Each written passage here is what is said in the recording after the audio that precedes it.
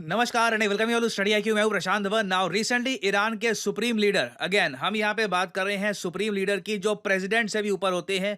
इन्होंने एक बहुत बड़ी स्टेटमेंट दे दी है गाजा और इंडिया के बारे में। ये कह दिया कि जो हाल गाजा में है वही हाल मुस्लिम्स का इंडिया में है। जो इनकी एग्जैक्ट स्टेटमेंट है, जो इनकी ट्वीट है, ये मैं आपको दिखाना चाहता हूं और फिर हम समझेंगे कि इसके जियो पॉलिटिकल इम्प्लीकेशंस क्या हैं। नाउ यहाँ पे आप देख पाओगे, ये ट्वीट है खमेनी साहब की। ये ईरान के सुप्रीम लीडर हैं। इंडिया में भी आप अगर देखो तो काफ़ी लोग इनको देखते हैं as a spiritual leader as well, क्योंकि जो शिया इस्लाम सेक्ट है वहाँ पर काफ़ी इंपॉर्टेंट फिगर माने जाते हैं ईरान के सुप्रीम लीडर। ये यहाँ पर कह रहे हैं, the enemies of Islam have tried to make us indifferent with regard to our share identity. ये देखो, ओपनली एक इस्लामिक उम्मा की बात कर रहे हैं एक ऐसे टाइम में। आपको याद होगा, देखिए, जो भी स्टेटमेंट्स होती हैं इन्हें हमें जियोपॉलिटिकली भी देखना होगा कि इनकी इंपॉर्टेंस क्या है। मैंने कुछ ही दिन पहले वीडियो अपलोड करी थी जहां पे आपको बताया था कि यूएस यूके के हिसाब से ईरान और रशिया के बीच में एक सीक्रेट न्यूक्लियर डील हो सकती है। और सरप्राइज मत होइएगा अगर ईरान आने वाले समय में दुनिया को शॉक कर दे एक अंडरग्राउंड न्यूक्लियर टेस्ट करके। तो ये यहाँ पर कह रहे हैं कि आज के समय इस्लामिक कंट्रीज में यूनिटी की आवश्यकता है। वी, ये ऑफ कोर्स कह रहे हैं मुस्लिम कंट्रीज को, we can not consider ourselves to be Muslims if we are oblivious. Oblivious होता है मुझे परवाह ही नहीं है क्या हो रहा है। तो ये कह रहे हैं कि हम ऑब्लिवियस नहीं हो सकते और हमें फोकस करना होगा to the suffering that a Muslim is enduring. अब जो इन्होंने एग्जाम्पल दिखाए हैं ना, दीज आर शॉकिंग। और इंडिया को ऑब्जेक्ट करना पड़ेगा क्योंकि इंडिया कहीं से भी डिजर्व करता नहीं है इन लोकेशंस में अपना मेंशन करवाना। यहाँ पे कह रहे हैं, देखिए, मुस्लिम्स के साथ जो हो रहा है म्यांमार में, म्यांमार जैसे आप जानते हैं वहाँ पे रोहिंग्या इशू चल रहा है, बिल्कुल प्रॉब्लम वहाँ पर है। गाजा की अगर हम बात करें, 40,000 से ऊपर लोग गाजा में मारे जा चुके हैं। It is a huge issue. अब इंडिया को यहाँ पर मेंशन करने की क्या आवश्यकता है? जो म्यांमार में हो रहा है, जो गाजा में हो रहा है, अगर आप उसको, मतलब इंडिया को भी आप कंपेयर करते हैं ना, तो पीछे के जो दो एग्जाम्पल्स हैं इनकी इंपॉर्टेंस कम हो जाती है। क्योंकि सडनली आप एक ऐसी कंट्री को ऐड यहाँ पर कर रहे हैं जहाँ पर कहीं से भी स्थिति ऐसी नहीं है जैसी गाजा या म्यांमार में है। और ईरान के जो सुप्रीम लीडर हैं इस टाइप की कमेंट्स 2020 में किया करते थे। ये 2020 की ट्वीट है, आप शायद सरप्राइज हो जाएंगे देखकर।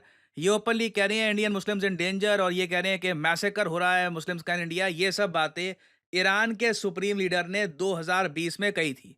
उसके बाद देखिए ईरान में जो प्रेसिडेंट आए, आप सबको याद होगा ये नाम, इब्राहिम रईसी। ये वही ईरान के प्रेसिडेंट हैं जो अनफॉर्चुनेटली एक हेलीकॉप्टर क्रैश में मारे गए थे। मैंने कई बार अपनी वीडियोस में आपको बताया है कि इनका बहुत बड़ा रोल था कि ईरान में ना, जो एक, आप कह लो, इंडिया के प्रति कोई सेंसिटिविटी नहीं है। ईरान के सुप्रीम लीडर ऐसे ही इस टाइप की ट्वीट ये कर दिया करते थे। इब्राहिम रईसी के टाइम में ये रुक गया था। आपको याद होगा इब्राहिम रईसी जब पाकिस्तान भी गए थे ना, तो चाहे शहबाज शरीफ ने काफ़ी बार प्रेस कॉन्फ्रेंस में इनके सामने कश्मीर कश्मीर बोला, इन्होंने अपनी तरफ से अपने मुंह से एक बार भी कश्मीर का मेंशन नहीं किया। इस बारे में मैं कहूँगा, इंडिया मिसेस इब्राहिम रईसी, ये आज के समय होते ना, तो डेफिनेटली ये कहीं ना कहीं से अपना इन्फ्लुएंस यूज़ करके कहते कि देखिए, आपको अगर ये इशू रेस करना ही है तो और कंट्रीज हैं वहां पे मुस्लिम्स मेजर इश्यूज फेस कर रहे हैं। चाइना में तो काफी जगह मॉस्क गिरा दी जा चुकी हैं, आबादी सिकुड़ रही है मुस्लिम्स की। या फिर लेबनान आप अगर देख लीजिए, वहां पे इश्यूज काफी हद तक हैं। इंडिया को यहां पर मेंशन करने से ईरान को क्या मिलेगा? क्योंकि एक तरफ ईरान रोड शो करता है इंडिया में। जी हाँ, आप लोग सरप्राइज होंगे, कुछ ही दिन पहले ईरान ने भारत की 3 इंपॉर्टेंट सिटीज में, मुंबई में, हैदराबाद में, दिल्ली में, टूरिज्म का रोड शो किया। इधर आप देख पाओगे इसकी फोटो और इस पे आर्टिकल।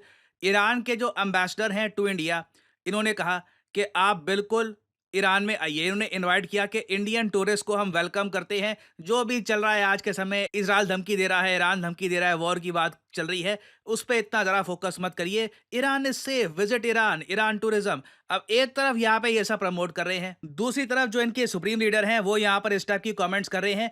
तो this needs to be stopped. अब हम काफ़ी बार देखते हैं कि बांग्लादेश जैसे कंट्रीज में इंडिया के अगेंस्ट प्रोपेगेंडा कैसे फैलता है। जो पाकिस्तान कर रहा है वो अपनी जगह है, मगर ऐसी जो कमेंट्स है ना, इनसे भी जो मुस्लिम मेजॉरिटी कंट्रीज है वहां पर बिना वजह इंडिया का नाम खराब होता है ना। हमको यहाँ पर ये भी समझना होगा कि ईरान के सुप्रीम लीडर का ग्रैंड प्लान क्या है। देखो, कॉन्स्टेंटली अचानक से ये बात कर रहे हैं बार बार इस्लामिक उम्मा की, द कॉन्सेप्ट ऑफ इस्लामिक उम्मा के सारे जो मुस्लिम कंट्रीज हैं ये इकट्ठा हैं। This must never be forgotten. Protecting the identity of Islamic Umma is essential. और ये देखिए ईरान इसलिए ही कह रहा है क्योंकि जब ये न्यूक्लियर टेस्ट करेंगे या फिर न्यूक्लियर वेपन से रिलेटेड कुछ बड़ी डेवलपमेंट करेंगे, उस वक्त ईरान को उम्मीद ये है कि मुस्लिम उम्मा जो भी इस्लामिक कंट्रीज हैं, ये सब मिलकर ईरान को बैक करेंगे। क्योंकि उस टाइम देखना होगा कि इस्लामिक कंट्रीज में कौन कौन से देश ईरान की निंदा करते हैं, ईरान पे सैंक्शंस इंपोज करते हैं, और कौन कौन से देश कहते हैं कि we are with Iran. This will be very interesting to see. और ये बात आप देखोगे कॉन्स्टेंटली ये कह रहे हैं कि चाहे शिया हो सुन्नी हो, ये जो यूनिटी है, यूनिटी बहुत इंपॉर्टेंट है। तो इंडिया को देखिए ये बात क्लियरली ईरान के साथ रेस करने की आवश्यकता है कि एक तरफ तो आप टूरिज्म को लेकर हमारे साथ एग्रीमेंट साइन करते हो, एमओयू साइन करते हो, और ये लिटरली आज हुआ है। जो ईरान की टूरिज्म एजेंसीज हैं, इन्होंने एमओयू साइन किया इंडिया के साथ, जिससे ईरानियन टूरिस्ट आएंगे इंडिया में, इंडियन टूरिस्ट जाएंगे ईरान में। तो अब जब आप ये करना चाहते हो तो आप खुद ही मान रहे हो कि इंडिया एक सेफ कंट्री है, नहीं तो आप अपने टूरिस्ट क्यों भेजोगे यहाँ पर एक सो कॉल्ड डेंजरस कंट्री में, जिस तरीके से इनके सुप्रीम लीडर यहाँ पर कह रहे थे।